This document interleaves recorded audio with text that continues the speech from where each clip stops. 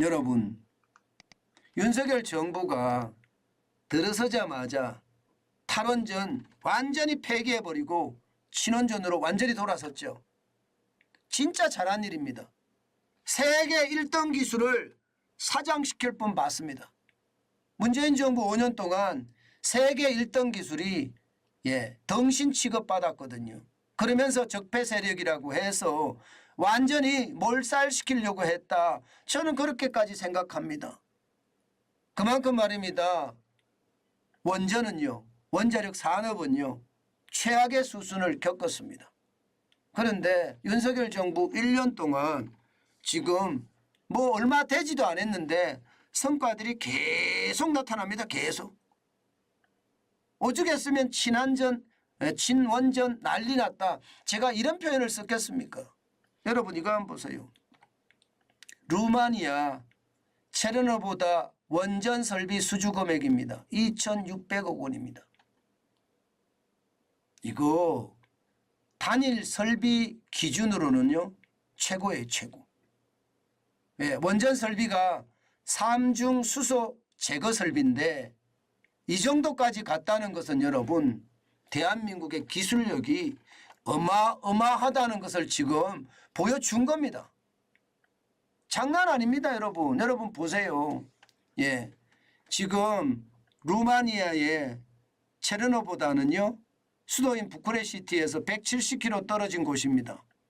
거기에다가 지금 원전 설비 그것도 삼중수소 제거 설비를 단독으로 수주를 했습니다.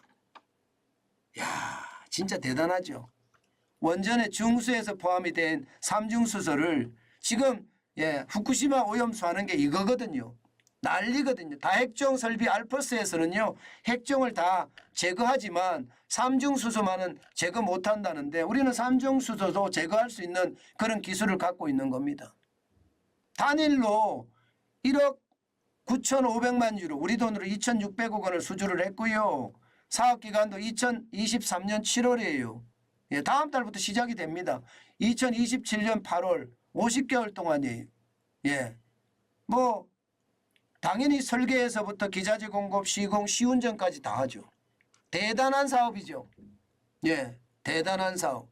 그런데 이게 처음이 아니잖아요. 원전에 대한 것은 이게 처음이 아닙니다. 보시는 것처럼 체르노보다 삼중수소 제거 설비 2,600억 원을 수주를 한 것도 그렇지만 루마니아 대루마니아 수출액에서 보면 여러분 이게 엄청난 숫자입니다. 루마니아하고 우리하고 이게 왔다 갔다 하고 하는 그 수출액이 5억 3천만 불밖에 안 됩니다. 굉장히 적죠. 5억 3천만 불. 6,890억 원이에요. 6,890억 원.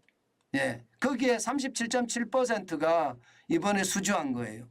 야, 저는 이런 게 빨리 또 많아져야 된다고 생각합니다.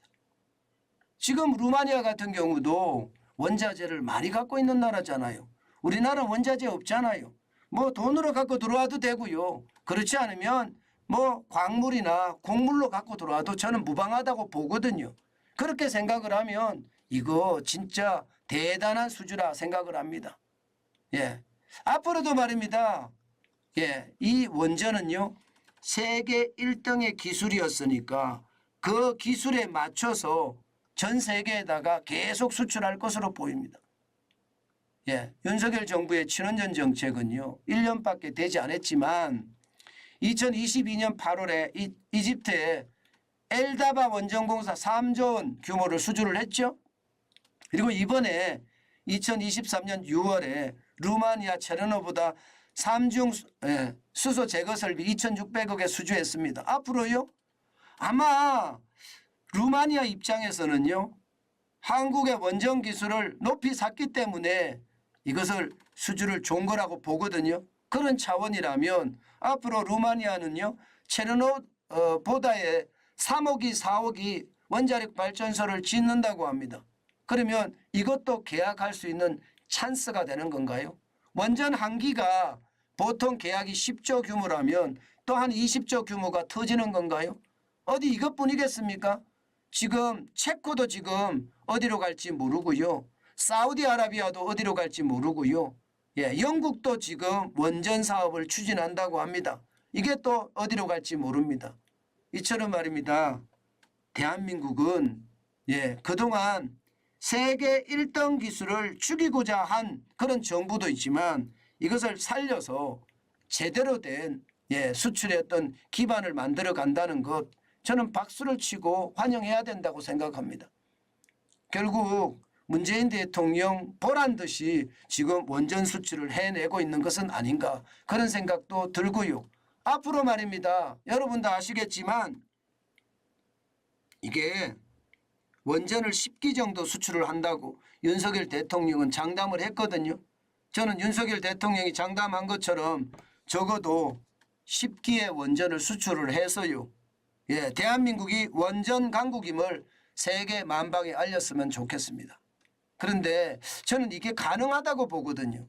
왜냐하면 신냉전 체제가 구축이 되면서요. 동유럽에 있는 국가들 입장에서는 중국의 원전을 쓰려고 안 할 겁니다. 러시아의 원전을 쓰려고 안 할 겁니다. 그럼 결국 말입니다. 이게 자유진영의 원전을 쓰려고 할 텐데 자유진영의 원전의 최고봉이 대한민국이에요. 프랑스도 있지만 미국도 있지만 대한민국이 최고봉입니다. 그러면 우리가 앞으로 이 신냉전 질서를 잘만 활용한다면 원전 수출은 더 많이 하지 않을까, 저는 그런 생각도 해봅니다. 결국 원전이 또 하나의 대한민국의 성장 동력, 그것도 강력한 성장 동력이 될 거다, 그런 생각도 저는 한번 해봅니다.